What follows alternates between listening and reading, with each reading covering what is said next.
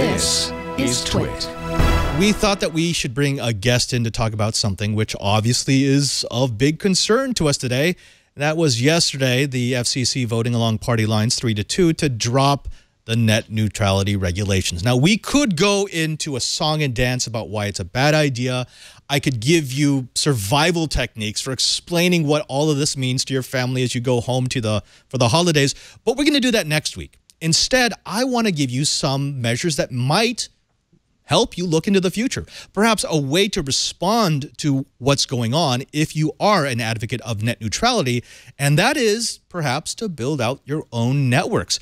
That's why I'm going to welcome back to the show a guest who was last on TWiT this past March, Mr. Christopher Mitchell. He is the from the Institute of Local Self-Reliance.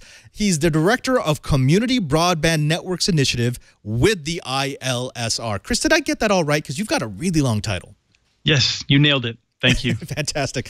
Well, Chris, the last time that you were on, the ILSR and the whole Community Broadband Initiative was interesting, and it was something that I liked, something that I was very much promoting, but it was more of a curiosity. It's like, oh, okay, the municipal networks, that might be a good idea. With the end of net neutrality, it actually takes on a more urgent tone, wouldn't you say? I mean, what's the interaction between municipalities and cities and towns building up their own networks versus what we're seeing from the FCC? Well, we're definitely seeing a lot more interest in this. And in particular, we're seeing that on Twitter, where there's a lot of people freaking out and asking, what can we do? I like to say that municipal networks are not a replacement for network neutrality, in that we really want to see network neutrality policy upheld for everyone. But if in a world in which we do not have network neutrality, if you have a community network, that's going to be great refuge, because most of these community networks have no interest. In fact, I was just talking to someone who runs a small network, which almost all municipal networks are, and he said that the cost of adding equipment to traffic shape would be far greater than any revenue. So in general, you wouldn't expect small wired networks to engage in this activity at all in terms of discriminating based on content. All right. In the past, we've heard stories of little towns, particularly those ones who are not well served by the large telcos, deciding, hey, if you're not going to serve us, if you're not going to give us broadband, if you actually think that we'll all be happy with just dial-up speeds, we're going to do it ourselves.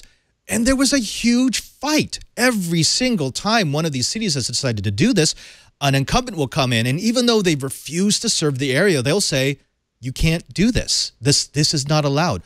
Why is that? Give me the background. Let's backtrack all the way back. Why is it such a big story every time a municipality decides to build out its own network?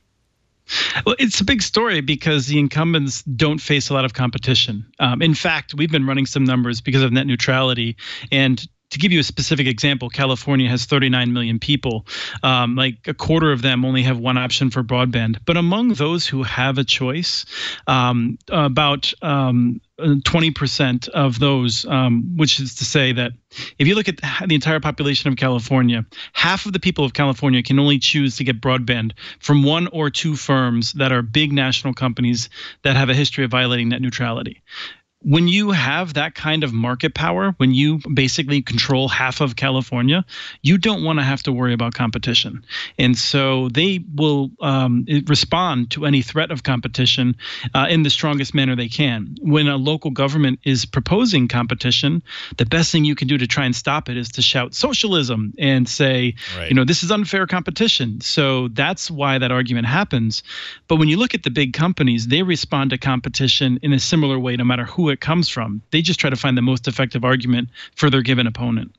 Right. You know, there is an interesting interaction between a law from 1980, the 1980 Cable Policy Act, 1984, I'm sorry, which tried to push the deployment of these networks. If for those of us who were around back in the 80s, you may remember that we were still all OTA.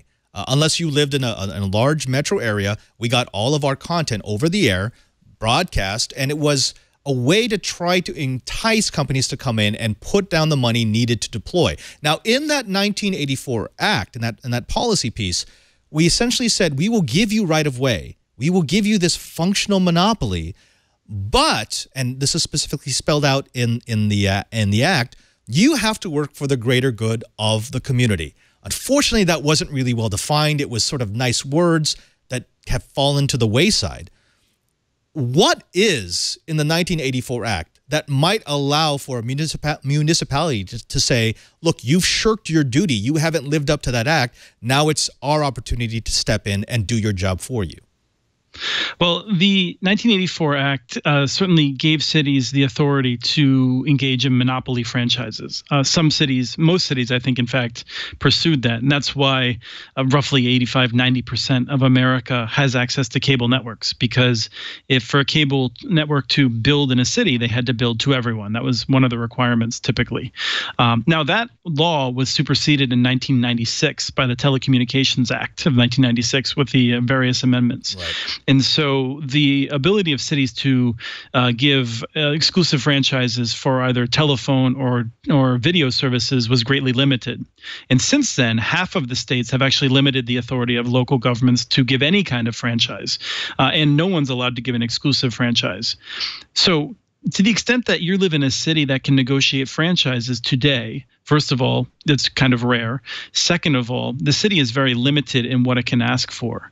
Now, I think there's some good reasons for, we could argue about positive and negative reactions from that.